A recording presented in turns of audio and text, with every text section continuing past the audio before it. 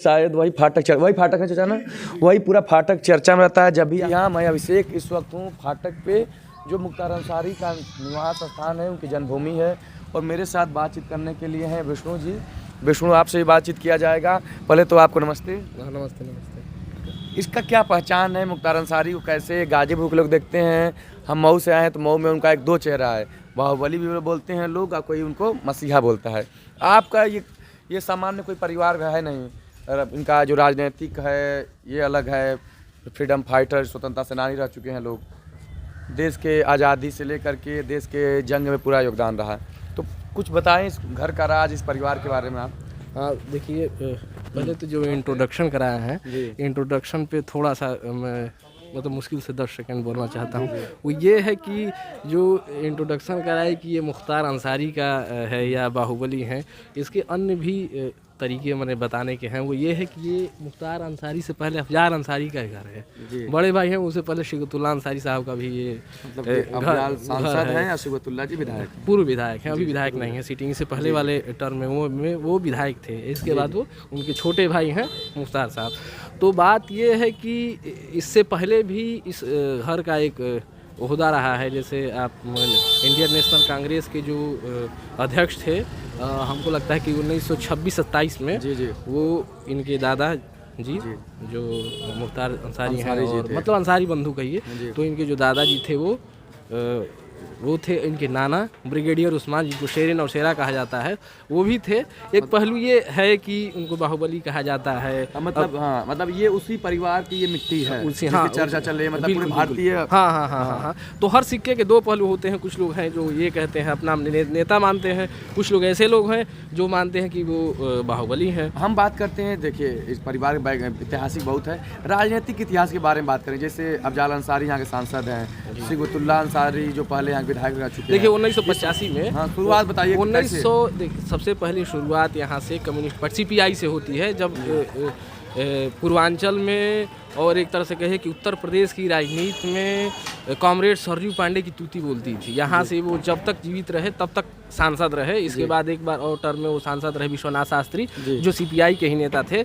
तो उन्हीं के समय में ये CPI ज्वाइन किए थे, और 1985 में वो पहली बार इसी विधानसभा, मुहम्मदाबाद विधानसभा से अफजाल अंसारी विधायक चुन करके और सदन में पहुंचे थे। और इसके बाद लगातार यहाँ से जीतते आ रहे थे। बीच में 2 बार इनकी हार हुई है। एक बार जो है वो कृष्णानंद राय से, और दूसरी बार जो यही इनकी पत्नी कृष्णानंद राय की ही पत्नी जो हैं अलका राय, उनसे 2 बार ये चुनाव हारे हैं। इसके बाद लगातार यहाँ से चुनाव जीतते रहे हैं। इस अफजाल अंसारी इससे पहले भी यहाँ के विधायक थे, और 2 बार विधायक रहे। उनके बड़े भाई शिगतुल्लाह अंसारी। और 2004 और 2009 जो था लोकसभा चुनाव, लोकसभा का यहाँ से लोकसभा के सदस्य रहे अफजाल अंसारी। और फिर ये जो पिछला इलेक्शन हुआ, मतलब अभी जो बीता हुआ है इलेक्शन लोकसभा का, उसमें भी ये चुन करके और यहाँ का प्रतिनिधित्व कर रहे हैं। देखिए, तो क्या वजह लगती है परिवार इतना राजनीतिक रूप से मजबूत है? आपको क्या वजह लगा, क्यों इतनी इनकी राजनीतिक जो प्रभाव बढ़ती गई? यहाँ तक कि मुख्तार अंसारी जो यहाँ से जाकर के मऊ में गए, वो भी लगातार 5 बार विधायक बन गए वहाँ से। क्या वजह आपको लगी, कितना? देखिए, ये तो मऊ में वो क्यों जीतते रहे, हमको लगता है कि इससे आप बेहतर जानते होंगे, क्योंकि आप मऊ से रहने वाले। मैं यहाँ का थोड़ा सा डेमोग्राफी आपको बता देता हूँ कि यहाँ कोई जाति या फिर धर्म वाला मसला से चुनाव नहीं जीता जा सकता है। और ये कोशिश भी इनकी नहीं रहती है, और कभी नहीं होगी कि इस तरह का माहौल बने। क्योंकि अगर इस तरह का माहौल अगर बनेगा तो निसंदेह इन्हीं लोगों को घाटा, या अंसारी बंधु को ही घाटा होने वाला। हिंदू मुस्लिम अगर हो गया, या जात का किसी भी तरीके का अगर हुआ, तो क्योंकि यहाँ पे मुस्लिम का वोट अगर मिला, मुश्किल से मुझे लगता है कि 7-8% इतना ही वोट है। अब इसको पाकर के कोई इलेक्शन नहीं जीत सकता है। हाल मऊ में और मऊ में भी यही हाल है। और इसके अलावा यहाँ पर सबसे ज़्यादा वोट जो है वो अगड़ी जाति का है। मेरे ख्याल से मान के चलिए कि 40% वोट जो है अगड़ी में मतलब भूमिहार। तो उसके 2 कारण हैं मुझे लगता है जीतने का, कि अगड़ा पिछड़ा का मसला ही नहीं होता है, बराबर लोग जो है अब जैसे वोट उनको देते रहे हैं। क्या वजह, क्यों वोट सारी बिरादरी की, क्यों इनका जुड़ा होता है लोगों? देखिए, दो चीज़ें हैं। जैसे जिस तरह का आप माहौल चुनाव का और इस तरह का देख रहे हैं, जिसमें नेता आता है और फिर वो जीतने के बाद वो गायब हो जाता है, हेलीकॉप्टर प्रत्याशी जिसको कहते हैं, तो वो आता है और गायब हो जाता है। लेकिन ये है कि यहाँ पर अगर आप आएंगे, यहाँ देख रहे हैं, मैं तो यहाँ पहली बार आप आए हैं तो मैं आया हूँ, तो यहाँ पर आप देख रहे हैं कि हमेशा लोग आपको बैठे मिलेंगे, चुनाव है, गए हुए हैं प्रचार में।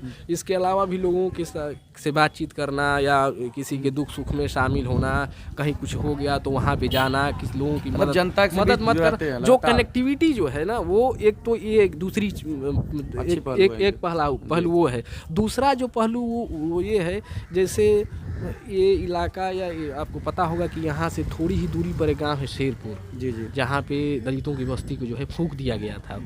तो एक ये है रिटेलिएशन, मतलब जो एक तरह से कहे कि जो दलित दमित शोषित लोग हैं, शोषित को प्रश्रय क्या, उनको एक तरह से कहिए तो आवाज़ मिला। जब ये सीपीआई में थे तब से ही जो है एक वो मिला जो है, मतलब कि शुरुआती दौर से दलितों के आवाज बनते गए। सिर्फ दलितों के नहीं, मतलब एक तरह से कहे जो भी सताए हुए थे, तो सताए हुए के साथ उनका जो है एक तरह से साथ मिला और ये आगे इनकी राजनीति बढ़ी। और वही भी मतलब समझिए हो गया। हम बात करते हैं वर्तमान स्वरूप में। मुख्तार अंसारी का जब भी नाम आता है, एक राष्ट्रीय मीडिया से लेकर के बाहुबली एक छवि बना दी गई है।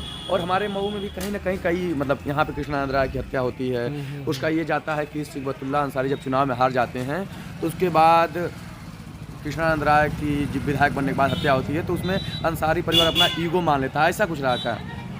अब देखिए वो सब तो कोर्ट का निर्णय है कि कोर्ट क्या कहता है। अब हम लोग कैसे कह पाएंगे, क्या बता पाएंगे, हम तो जानते ही हैं कि इस क्षेत्र के मतलब देखिए, अब इसलिए बात करें ना क्योंकि वो चर्चा जाता है, तो क्या आपको लगता है कि यहाँ पर वर्चस्व की जंग भी होती है क्या ईशुपुर महमदाबाद में?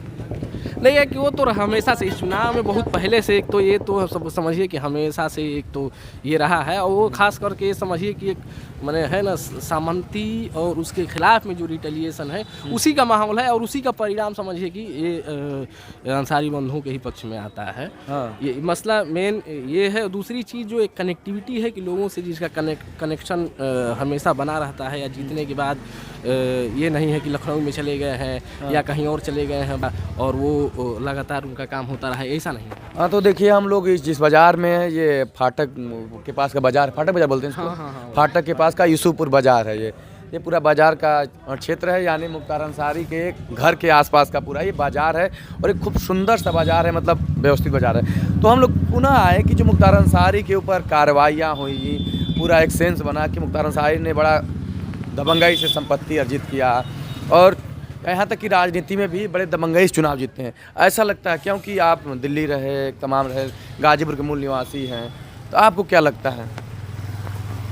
देखिए हमको लगता है कि ठीक है, अगर मान लेते हैं कि अगर दबंगई चुनाव अगर दबंगई से जीता जा सकता है, ठीक है जीता जाता होगा। लेकिन उसके बताया मैं पहले ही कि कई पहलू उसके हैं। अगर घर किसी का गिराया जाता है किसी भी तरीके का, अगर मान लीजिए कोई अपराधी है जिसको हम अपराधी कह रहे हैं या सरकार अपराधी कर रही है, अगर घर गिराया जा रहा है तो आप घर गिराइए, लेकिन उसमें ये उस निर्णय में ये नहीं आना चाहिए कि कोई ख़ास समुदाय को या ख़ास अपराधी को ही टारगेट किया जा रहा है। बहुत सारे अपराधी हैं, किसका घर गिराया गया, सबका घर गिराइए, कोई से एतराज़ नहीं है, घर गिराइए बिल्कुल। अगर अपराधी है, अगर भूमि अधिग्रहण हुआ है, फर्जी तरीके से ज़मीन हड़पी गई है या अवैध निर्माण हुआ है, तो घर गिराइए, लेकिन सबका गिरना चाहिए। बात यह है, मतलब एक तरह का कोई माने डेविएशन ख़ास तरीके का नहीं दिखना चाहिए, या न्याय में ये नहीं होना चाहिए कि ख़ास तरीके के लोगों के साथ ही आपका न्याय का काम कर रहा है, बाकी न्याय किसी दूसरे मुख्तार अंसारी क्यों टारगेट में ये सरकार के आ गए?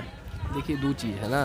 पहली चीज़ ये है कि एक तो कि रिलीजियस हमेशा से ये कोशिश रही इनकी, भाजपा की भी रहती है कि ये मुस्लिम है और इस मामले को मुस्लिम रंग दे करके और ये बना लेंगे ताकि एक तरह से इनका भी एक वोटर है, ख़ास वोटर, जिसको ये लगे कि मतलब ये मुस्लिमों के साथ ऐसा हो रहा है या ठीक कर दिया गया है। कि लोगों के अंदर है ये मामला कि अरे ये कुछ हो चाहे ना हो, लेकिन इसने तो जो है इसको तो ठीक कर दिया, मुसलमानों को ठीक कर दिया। अच्छा। इसलिए अगर ये काम निर्णय हो रहा है कि ठीक कर दिया, तो खैर उसका तो उस तरह के निर्णय का तो कोई बात ही नहीं है। तो यही वजह है। लेकिन आपकी नज़र से ये लगता है कि मतलब इनका कुछ आपराधिक स्वरूप रहा है, ये आपकी नज़र में क्या लगा? क्योंकि राजनीति में आते हैं तो अपराध भी जुड़ जाता है, बाहुबली प्रथा वो इसका असर तो कुछ रहा देखिए, होगा। अब अपराधी का अपराध, लोग कहते हैं कि अपराधी हैं, मैं कैसे कह दूं किसी को कि कौन अपराधी है कौन नहीं है? ये इसका निर्णय तो कोर्ट करेगी ना। तो कोर्ट के निर्णय में तो कोर्ट के- कृष्णानंद राय की हत्या को कोई किया आज तक पता नहीं चला। अब विधायक की हत्या हो बहुत गई, सा- कौन किया पता नहीं चला आज तक। अब मैं कैसे हम कहते, कोर्ट ये कह रहा है कि नहीं हुआ, तो मैं कैसे कह सकता हूँ कि किसकी हत्या कौन तो किया इस है? बार ये चर्चा चला कि ये क्या है ना। अपने ऊपर गोली खुद मार लिए थे कृष्णानंद राय, कौन मारा था आज तक? ये क्या तो- न्याय सिस्टम, ये- पुलिस ये- सिस्टम? बिल्कुल, तो ये इससे तो सिस्टम का काम है, या ये तो पुलिस का काम है कि पता लगाए कि किसको कौन मारा है कि नहीं। तो क्या लगता है मारने वाले सिस्टम पे हावी हो जाते हैं क्या? अब पूरा सिस्टम, अब तो सिस्टम है भाजपा का, तो उसको तो पता करना चाहिए ना। और जिसको हो उसको बिल्कुल न्याय मिलना चाहिए। अगर हत्या हुई है तो जो उसके परिजन हैं उनको न्याय मिलना चाहिए, और जो दोषी है उसको सज़ा मिलनी चाहिए, ये भी तो है। तो विष्णु जी, हम लोग बातचीत कर रहे थे।